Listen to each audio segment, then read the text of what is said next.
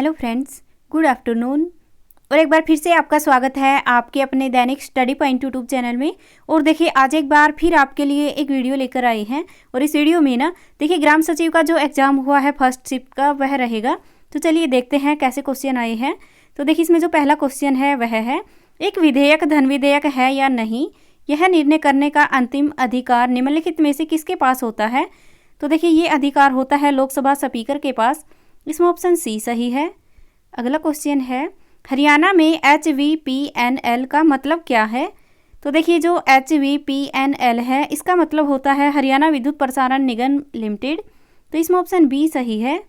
अगला क्वेश्चन है, डैश में कांग्रेस ने लाहौर में हुए अधिवेशन में पूर्ण स्वराज्य को अपना लक्ष्य बनाया था। तो देखिए कांग्रेस का जो लाहौर में अधिवेशन हुआ था वह हुआ था 1929 में। इसमें ऑप्शन सी सही है। और देखिए यही क्वेश्चन एसटेट के एग्जाम में भी आया हुआ था। अगला क्वेश्चन है, इल्तुतमिश किस वंश का राजा था।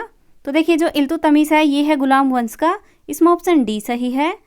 अगला क्वेश्चन है, 1946 में भारत की संविधान सभा के अंतरिम सभापति कौन थे। तो देखिए ये थे सच्चिदानंद सिन्हा। और इसमें ऑप्शन ए सही है। अगला क्वेश्चन है, स्वतंत्रता व्यक्ति के व्यक्तित्व में बाह्य अवरोध के बिना अभिव्यक्ति करने की आज़ादी है, यह किसने कहा। तो ये है प्रोफेसर GDH कोले ने। और इसमें ऑप्शन सी सही है।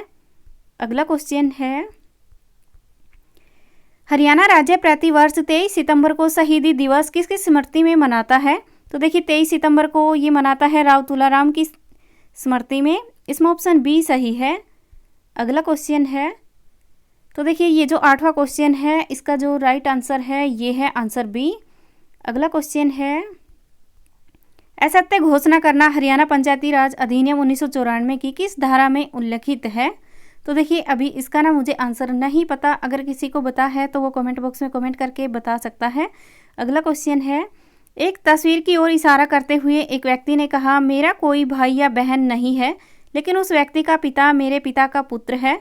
तो वह तस्वीर किसकी है। तो देखिए वह तस्वीर है उसके भतीजे की। इसमें ऑप्शन डी सही है। अगला क्वेश्चन है, हथनी कुंड बैराज हरियाणा में किस नदी पर स्थित है। तो देखिए हथनी कुंड बैराज ये यमुनानगर में है और यमुना नदी पर है। तो इसमें ऑप्शन बी सही है। अगला क्वेश्चन है, MS एक्सेल में एक वर्कशीट जिसे डैश में भी कहते हैं एक सारणी है जिसमें आप आंकड़ों और आंकड़ों के नाम प्रविष्ट करते हैं। तो देखिए ये ना कंप्यूटर का क्वेश्चन लगता है, इसका नहीं पता मुझे। इसमें जो हरियाणा जीके के क्वेश्चन है उसी को करेंगे। तो देखिए अगला क्वेश्चन है, हरियाणा सरकार ने करनाल जिले में एक बागवानी परियोजना स्थापित करने के लिए किस देश के साथ भागीदारी की है। तो ये की है इजराइल के साथ। इसमें ऑप्शन ए सही है। अगला क्वेश्चन है, हरियाणा की प्रत्येक पंचायत समिति द्वारा विभिन्न समितियों की नियुक्ति की जानी चाहिए और प्रत्येक समिति का पदेन सचिव डैश होता है।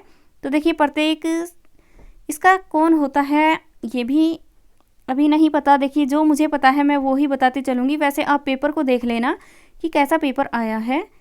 आगे है, हरियाणा की प्रत्येक पंचायत समिति को विभिन्न समितियों की नियुक्ति करनी चाहिए। प्रत्येक समिति में अध्यक्ष सहित अधिकतम कितने सदस्य होने चाहिए। तो देखिए जो पंचायत समिति है या फिर जो पंचायत राज अधिनियम है यहाँ से ना बहुत सारे क्वेश्चन आए हैं। तो आप पंचायत राज अधिनियम को ना अच्छे से कवर कर लेना। आगे है, भूकंप की तरंगों को अभिलेखित करने वाला उपकरण का नाम क्या है। तो देखिए ये आएगा सिस्मोग्राफ। इसमें ऑप्शन सी सही है। अगला क्वेश्चन है, 2/3, 3/4, 4/5 और 5/6 इनमें सबसे बड़ी संख्या कौन सी है और छोटी भिन्न का अंतर क्या है। तो इसमें 1/6 आएगा। ऑप्शन बी सही है। अगला क्वेश्चन है, हरियाणा पंचायती राज अधिनियम 1994 के अनुसार एक जिला परिषद की एक विशेष बैठक में कार्य होने के लिए वांछित कोरम क्या है।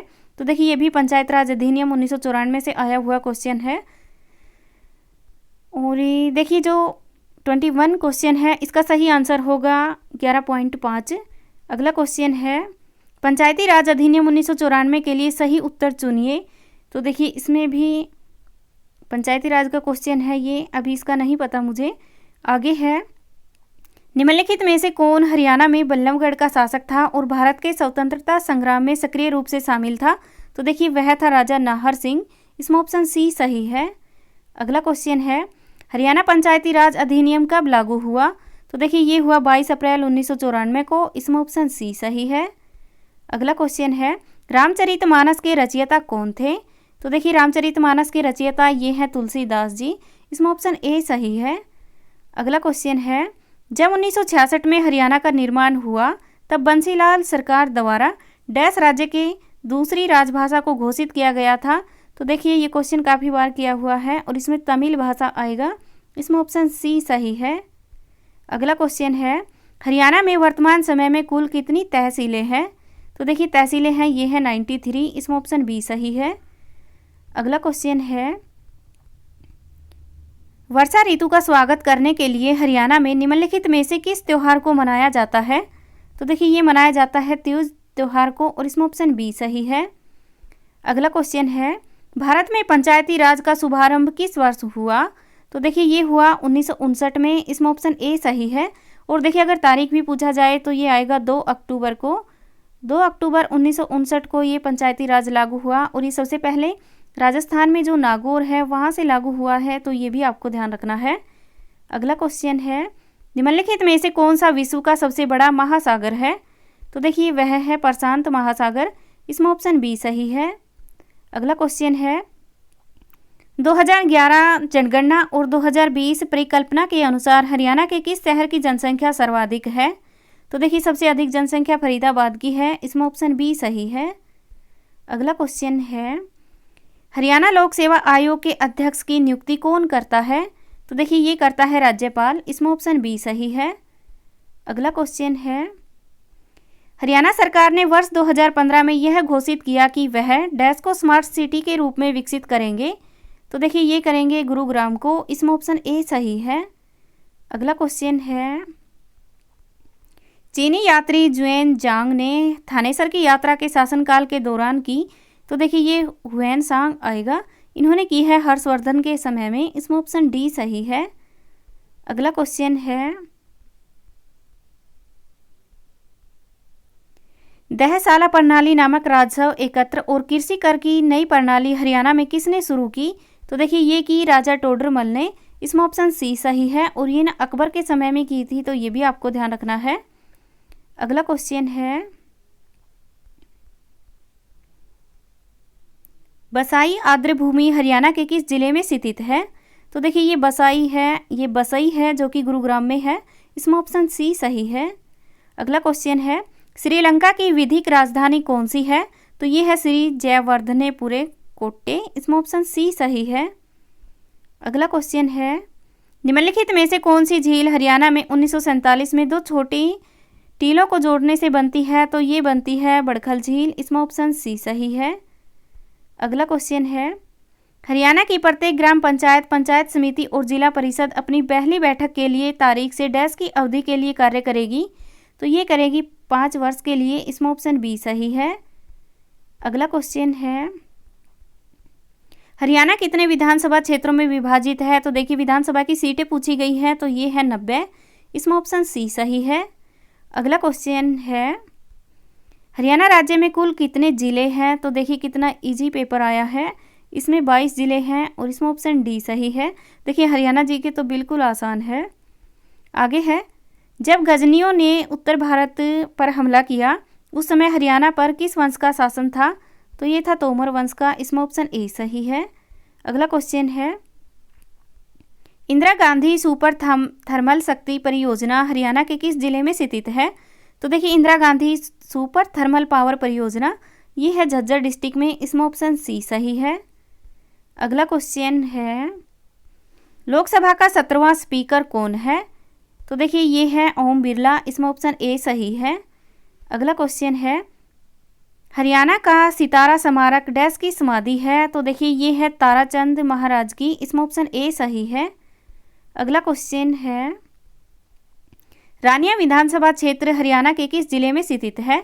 तो देखिए रानिया है ये है सिरसा में, इसमें ऑप्शन डी सही है।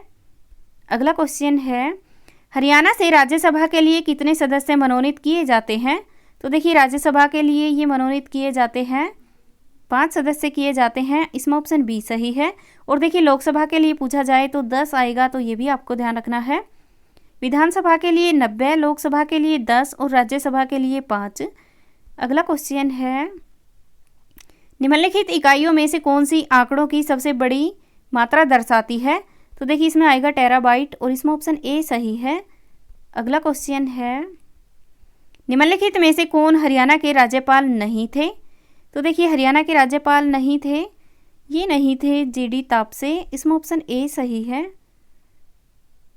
अगला क्वेश्चन है, ग्राम पंचायतों की संख्या वर्तमान में हरियाणा के किस जिले में सबसे कम है? तो देखिए सबसे कम ग्राम पंचायतों की संख्या ये है रोहतक में, इसमें ऑप्शन सी सही है। और देखिए अगर ये पूछा जाए कि सबसे अधिक ग्राम पंचायत कहाँ पर है, तो ये है यमुनानगर में, ये भी आपको ध्यान रखना है। अगला क्वेश्चन है, पानीपत का दूसरा युद्ध कब हुआ? तो देखिए पानीपत का दूसरा युद्ध ये हुआ 1526 में, इसमें ऑप्शन डी सही है। और देखिए पहला पूछा जाए तो दूसरा 1556 में हुआ, ऑप्शन बी सही है। और पहला पूछा जाए तो 1526 में पहला हुआ और तीसरा हुआ 1761 में, तो ये भी आपको ध्यान रखना है। पहला 1526, दूसरा 1556 और तीसरा 1761 में हुआ है। आगे है, कौन सा नगर गुरुग्राम की तहसील नहीं है? तो देखिए ऐसा नगर है कोसली, ये गुरुग्राम तहसील में नहीं आता, इसमें ऑप्शन ए सही है। और देखिए ये कोसली कहाँ पर आता है? तो ये आता है रेवाड़ी डिस्ट्रिक्ट में, तो ये भी आपको ध्यान रखना है। अगला क्वेश्चन है, निम्नलिखित में से कौन सा हरियाणा में पंचायती राज का दूसरा सतर है? तो देखिए पंचायती राज का दूसरा सतर है पंचायत समिति, इसमें ऑप्शन सी सही है। देखिए त्रिस्तरीय पंचायती राज प्रणाली है, जिसमें पहला सतर ग्राम पंचायत है, दूसरा पंचायत समिति है और तीसरा देखा जाए तो जिला परिषद आएगा, तो ये भी आपको ध्यान रखना है। अगला क्वेश्चन है, निम्नलिखित में से किस नदी का स्रोत शिवालिक की पहाड़ियों में नहीं है? तो देखिए शिवालिक की पहाड़ियों में नहीं है, ये है दोहन नदी का, इसमें ऑप्शन डी सही है। अगला क्वेश्चन है, शिवाजी के मंत्रिमंडल के अष्ट प्रधानों में वित्त मंत्री को किस नाम से जाना जाता है? तो देखिए वित्त मंत्री को जाना जाता है सुमंत के नाम से, इसमें ऑप्शन ये जाना जाता है अमात्य के नाम से जाना जाता है और इसमें ऑप्शन ए सही है। ठीक है, और देखिए सुमंत ये जाना जाता है विदेश मंत्री के नाम से और पेशवा को प्रधानमंत्री के नाम से जाना जाता है, तो ये भी आपको ध्यान रखना है। पेशवा प्रधानमंत्री, सुमंत विदेश मंत्री और अमात्य वित्त मंत्री के नाम से जाने जाते हैं। और देखिए जो सूरू नवीस हैं, ये जो लेखा जोखा का कार्य करते हैं, उनको जाना जाता है। अगला क्वेश्चन है, साकेत की भाषा डैश का अत्यंत शिष्ट और प्रौढ़ रूप मिला है? तो देखिए जो मैथिली शरण गुप्त हैं, इनकी रचना है साकेत और इसकी भाषा है ये है खड़ी बोली, इसमें ऑप्शन ए सही है। आगे है, पंत को उनकी किस कृति पर भारतीय ज्ञानपीठ पुरस्कार मिला है? तो देखिए ये मिला है चिदम्बरा पर, इसमें ऑप्शन ए सही है। अगला क्वेश्चन है, पथगति पेखल मो राधा तखनुक भाव परान भये पीड़ित रहल कुसुम निधि साधा, ये किसकी पंक्तियां हैं? तो देखिए इसका नहीं पता। आगे है, किस आधुनिक हिंदी साहित्य के निर्माता को हिंदी साहित्य का निर्माता माना जाता है? तो ये आएगा भारतेंदु हरिश्चंद्र जी को और इसमें ऑप्शन ए सही है। अगला क्वेश्चन है, मूर्धन्य व्यंजन कौन सा है? तो देखिए मूर्धन्य ट आएगा, इसमें ऑप्शन डी सही है। अगला क्वेश्चन है, माधुर्य गुण को किसने उक्ति वैचित्र्य कहा? तो देखिए इसका भी अभी नहीं पता। अगला क्वेश्चन है, प्रगतिवाद किसकी कृति है? तो देखिए प्रगतिवाद ये सुमित्रा नंदन पंत की है, लेकिन ऑप्शन में ऐसा नहीं है, तो देखिए अभी इसका भी नहीं पता।